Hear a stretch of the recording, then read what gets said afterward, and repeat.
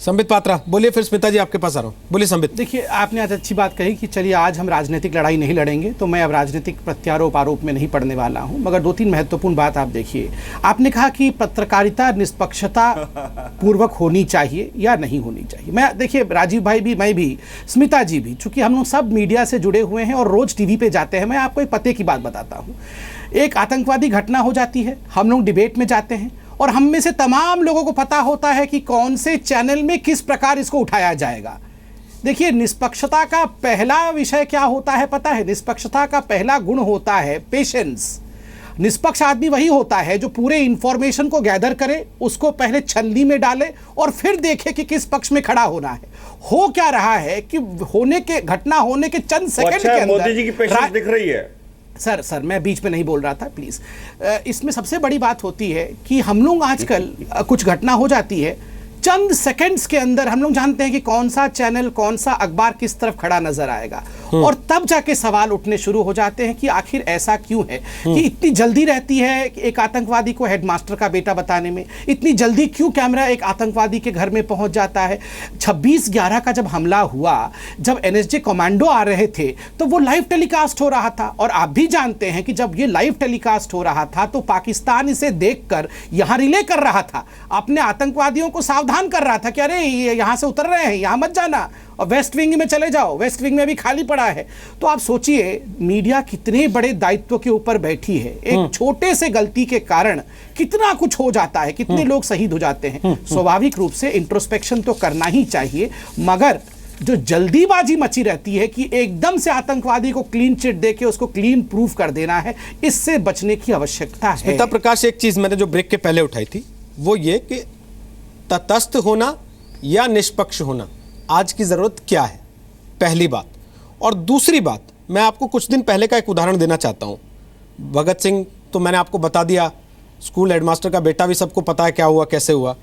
लेकिन जिस दिन बिहार के नालंदा में एक घर पे पाकिस्तान का झंडा फहराया गया, मुझे अच्छे से याद है, आप ही की न्यूज़ एजेंसी ने वो खबर सबसे पहले ट्वीट की, फोटो लगा के बाकायदे ट्वीट की, लिखा कि बिहार के नालंदा में पाकिस्तानी झंडा फहराने पे एक आदमी को पकड़ा गया।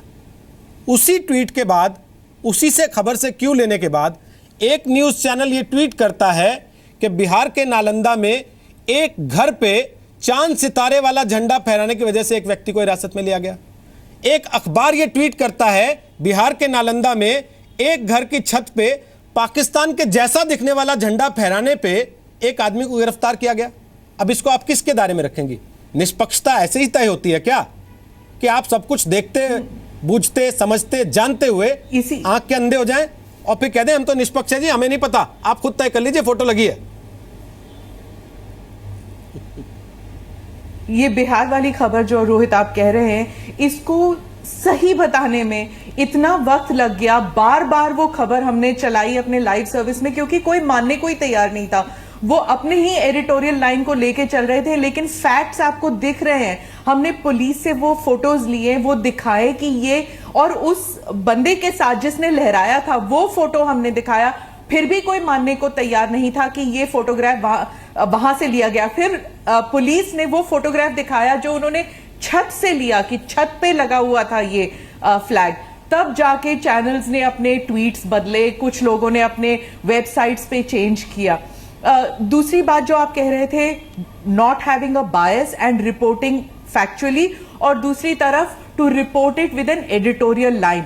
ये यूजुअली आप देख रहे हैं कि आजकल जो है 5 बजे तक जब डिबेट शुरू होती है तब तक रिपोर्टिंग चलती है और उसके बाद एडिटोरियलाइजिंग की बात हो रही है। संबित ने अभी थोड़ी देर पहले कहा कि हमें फ्रेंच मीडिया से सीखना चाहिए, लेकिन अगर आप देखेंगे, अवध साहब ने अभी बताया कि कैसे जो पश्चिमी चैनल्स हैं वो जब अपने लोगों के बारे में रिपोर्ट करते हैं तो वो ब्लड नहीं दिखाते, खून नहीं दिखाते, बॉडीज नहीं दिखाते, वो एक्शन को डेफर्ड लाइव दिखाते हैं। लेकिन जब वो फॉरेन कंट्रीज में डेड बॉडीज भी दिखाते हैं, फॉरेन कंट्रीज के व्हाट शुड आई से वेरीफाइड रिपोर्ट्स को वो अपने चैनल्स पे दिखा देते हैं, यूट्यूब वीडियो लगा देते हैं, सब कुछ दिखा देते हैं, लेकिन ये सब वेरीफाइड नहीं है। आप फॉरेन रिपोर्टर्स को देखेंगे दिल्ली में बैठकर ट्वीट्स को एक्यूमुलेट कर लेते हैं, और कश्मीर के जो ट्वीट्स हैं जहां पर सोशल मीडिया ऑन नहीं है, जहां पर सोशल मीडिया उस वक्त ऑन नहीं था क्योंकि वहां पर there was a clamp down on webs, लेकिन in spite of that they were just collecting tweets from all over unverified sources और उनको अपने रिपोर्टिंग साइट को दिखा रहे, अपने वेबसाइट्स पर लगा रहे थे।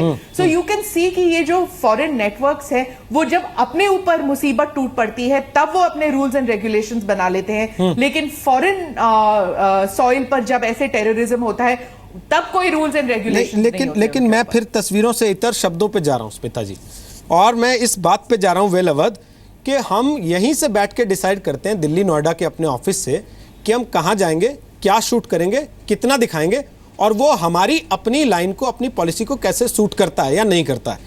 अब तक कश्मीर की रिपोर्टिंग में खास तौर पे एक हफ्ते पहले तक केवल सेपरेटिस्ट ही सब कुछ होते थे।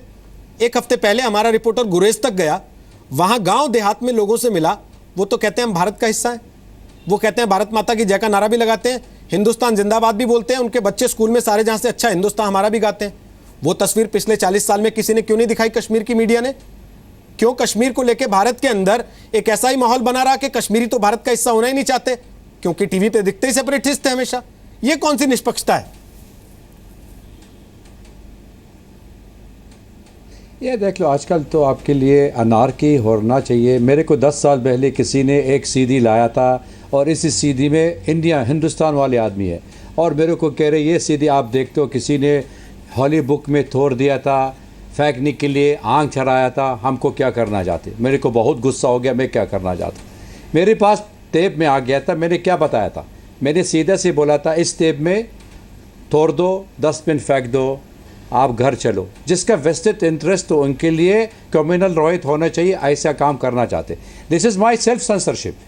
ये मेरे को मतलब अगर मैं सेंसेशनलाइजिंग ऑफ द न्यूज़ करना चाहते तो बहुत इजी है, मैं तो किसी को पैसा दे देंगे, जैसे अल जज़ीरा, अल अरबी आजकल चैनल में $300 देते, अगर आप यूट्यूब दे देंगे सीरिया का सरकारी बदनामी बन जाने के लिए और आप कोई वेरिफिकेशन नहीं दिखाने के लिए। कभी बच्चा मारते हैं, आप देखते टीवी मारने वाले का है, लेकिन मैं आगे वाले देखते वो आदमी जिंदा है, अपने आप घर जाएंगे, हंस रहा होगा। इसलिए मैं कह रहा है, मैं कश्मीर का इंसर्जेंसी कवर किया था, मैं कारगिल वॉर कवर भी किया था, इस वक्त मैं सारे कवर कर दिया था। आप मेन इशू क्या होता है, अगर आपके लिए you have to take the main issue of the people. बाकी जो न्यूज़ में it is for daily consumption, बाकी आपकी सेंसर या ना सेंसर में आजकल ग्लोबल नेटवर्किंग है, कोई सेंसरिंग नहीं हो रहा। देख लो अभी हुस्नी मुबारक में खुद ट्राई किया था, जब तक इजिप्ट में उन्होंने खुद वो हटार दिया था, वो इंटरनेट काटने के लिए उनकी अभी तक केस चल रहा है यूएस में। तो the West and the US वो बिल आपके लिए काटना नहीं भी करना चाहिए। Self censorship is only one major, you have to look it at the wider perspective. चलिए, बहुत बहुत शुक्रिया आप चारों का। मैं माफ़ी चाहता हूँ संबित और राजीव त्यागी, आप दोनों से एक कमेंट और लेना चाहता था, लेकिन समय इजाज़त दे नहीं रहा है, नहीं ले पाऊंगा। पर चलते चलते एक बात फिर से ज़रूर कहना चाह रहा हूँ, तटस्थता और निष्पक्षता में अंतर है। तटस्थ होने का मतलब है कि आप आँख, नाक, कान सब बंद करने के बाद कुछ चीज़ों को जनता के सामने फेंक देते हैं और जनता से कहते हैं आप तय कीजिए, हम तो तटस्थ हैं।